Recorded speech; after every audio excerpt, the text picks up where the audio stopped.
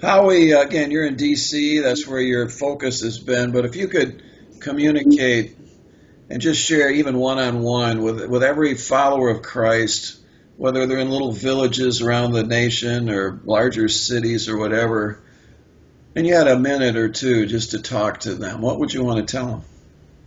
Well, I would want to tell them that God is He's at work. We don't often see this in our little. Well, first of all, in our churches, we know what goes on there.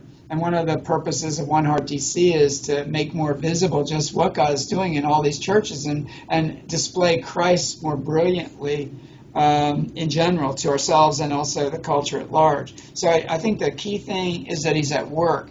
And not only is He at work in this region, I'm becoming aware that He's at work in 50, 75 similar major metropolitan areas in our country. It's so encouraging because I've had a chance to meet with some of the leaders of those movements. But I also want to say that we have a challenge before us. And I think the challenge gets at two issues. One is an issue of brokenness. And are we, as church leaders, really broken enough about the lostness of our communities? Are we willing to sacrifice?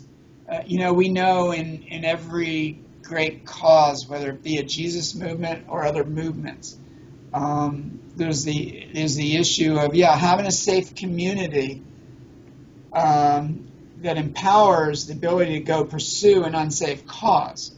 We have the biggest, the most amazing cause in the universe, and that's the gospel. And so, but I don't know that we've reached a level, much like the metrics we were talking about. Do we have 500,000 people in Washington that are broken enough that that's going to propel them so that they supernaturally are compelled? They cannot not go out and live out their faith in very practical ways. And then lastly, I think, do we have the faith that this can actually happen? Some of us have read in our history books about God causing awakenings, and we know that they have happened. We know that He's been behind it. We know that He could do it again. But I guess my question is, why not here and why not now?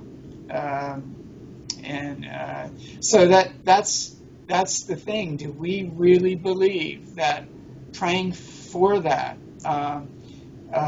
it could happen? Are we asking God for that? That's good.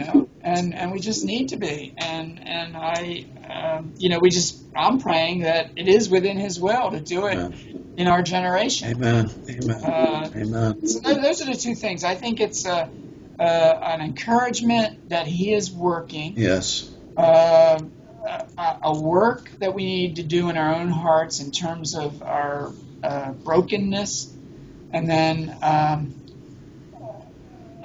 a faith that He can actually, He has done it, He can do it, and He might do it right here and now. I love it. Close us.